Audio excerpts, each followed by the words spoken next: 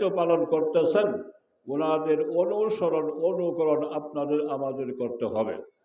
এই বেলা যে কালামে পাকে সূরা মুহাম্মদ 26 পারায় শেষ পৃষ্ঠায় যে আয়াতে করিমা আল্লাহ রাব্বুল আলামিনের পক্ষ থেকে আসছে, এই আয়াতে করিমাই আমি আপনাদের সম্মুখে তেলাওয়াত করেছি। ফালা তাহিনু, তোমরা দুর্বল হবে না, তোমরা দুর্বল হবে না, কোনোভাবেই না।